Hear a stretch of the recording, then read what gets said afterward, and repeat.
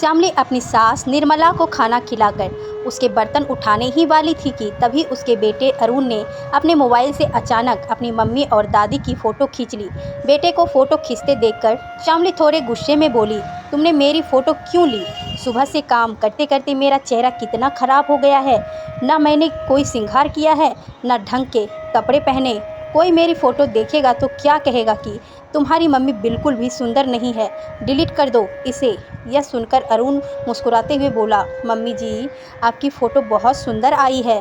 सच कहूँ तो आप इतनी खूबसूरत हैं कि आपको श्रृंगार की ज़रूरत नहीं है। आपकी सेवा, मेहनत और त्याग की भावना जैसे बहुमूल्य आभूषण ने आपके सौंदर्य को और भी निखार दिया है। आज के ज़माने में कौन है जो निस्वार्थ भाव से अपने परिजनों की सेवा करता है? अब तो बहू सास के पास 2 घड़ी बैठने की बजाय पूरा दिन मोबाइल चलाने में और आराम करने में व्यस्त रहती है। मम्मी, आप ऐसे ही रहना, कभी बदलना मत।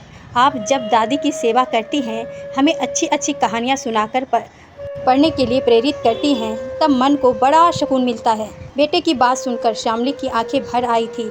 वह अपनी सास का बहुत आदर सम्मान करती थी।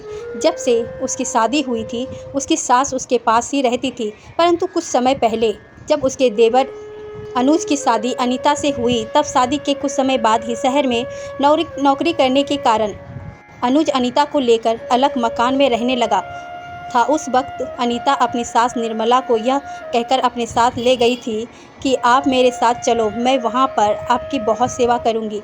तब अनीता की प्यार भरी बातों में आकर उसकी सास अनीता के साथ उसके घर में रहने चली गई थी। वहाँ जाने के बाद उसकी सास को एहसास हुआ उसने छोटी बहू के पास आकर बहुत बड़ी गलती कर दी, क्योंकि अनीता 10 बजे से पहले सोकर नहीं उठती थी। तब यह सोच कर कि कहीं बेटा भूखा ही ऑफिस ना चला जाए, जल्दी से घर में सफाई करके उसकी सास रसोई में खाना बनाने में जुट जाती थी।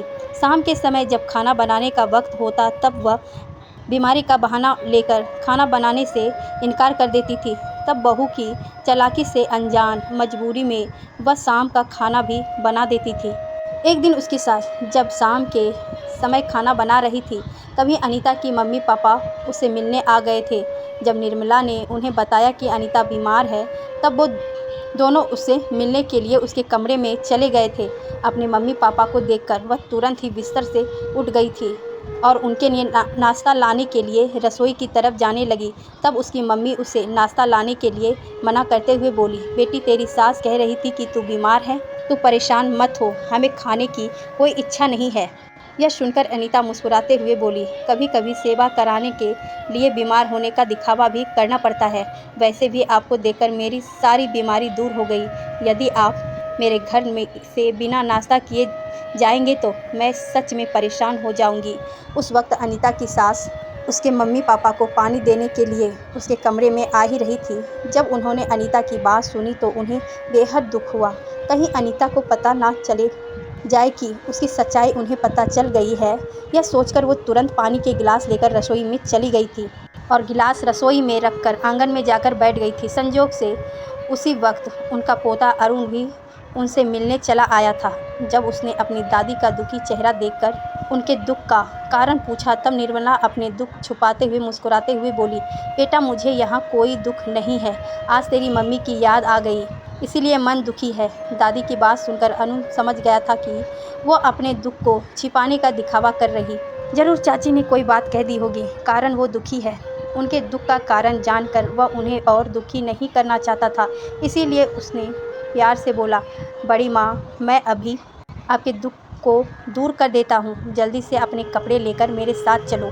अरुण की बात सुनकर जब निर्मला अपने कपड़े लेकर अरुण के साथ चलने लगी, तब अनीता उनसे बोली, मम्मी जी, मैं तो सच सोच रही थी कि ठीक होने के बाद मैं आपकी सेवा करूँगी, परंतु आप तो यहाँ से जा रही हैं। प्लीज़ कुछ दिन और रुक कर मुझे अपनी सेवा का मौका दीजिए। बहू की मौका तो उन्हें दिया जाता है जो सच बोलते हैं, जो स्वस्थ रहकर भी बीमार होने का दिखावा करते हैं। उनसे दूर रहने ही बेहतर है। मुझे देखकर तू बीमार हो गई और मम्मी जी पापा को देखकर तेरी बीमारी दूर हो गई। बहू, शर्म आती है मुझे तुम्हारी सोच पर, निर्मला ने गुस्से में कहा। तो उनकी बात सुनकर अनीता शर्मिंदा हो गई थी। वह दोनों हाथ जोड़कर उनसे माफ़ी मांगते हुए बोली, मम्मी जी माफ़ कर दो मुझे, आगे से ऐसी गलती नहीं होगी। बहू मैंने तुझे माफ़ कर दिया, परंतु दूध का जला छाछ भी फूँक फूँक कर पीता है, इसीलिए मैं तुझ पर विश्वास नहीं कर सकती। यदि तू सच में बीमार होती तो मुझे दुख नहीं होता, परंतु तुमने बीमार होने का दिखावा किया, यह मुझे अच्छा नहीं लगा। इसीलिए मैं बड़ी बहू के पास जा रही हूँ, आगे से मुझे बुलाने की कोशिश मत करना। सास की बात सुनकर अनीता खामोश हो गई थी। मम्मी जी फ़ोटो खिंचवाते हुए किसकी याद में खो गई। जैसे ही अरुण ने श्यामली अतीत से बाहर आकर हंसते हुए सास के गले लगते हुए बोली, बस बस ज़्यादा तारीफ मत करो मेरी, चलो हम दोनों की एक और अच्छी सी फ़ोटो खींच। किसी की भावनाओं को आहत करने का मेरा कोई उद्देश्य नहीं है, बस आजकल अपने समाज में होने वाली कुछ घटनाओं को मैंने ब्लॉग के रूप में दिया। दुख होता है जब बहू अपने सास ससुर की सेवा करने की बजाय उनसे सेवा करवाने के लिए बीमार होने का दिखावा करती है, परंतु अपने माता पिता के लिए उनकी सेवा में जुट जाती हैं। यह दिखावा गलत है, क्योंकि सास ससुर भी तो माता पिता के समान ही होते हैं, जो उन्हें घर और वर दोनों निस्वार्थ भाव से सौंप देते हैं।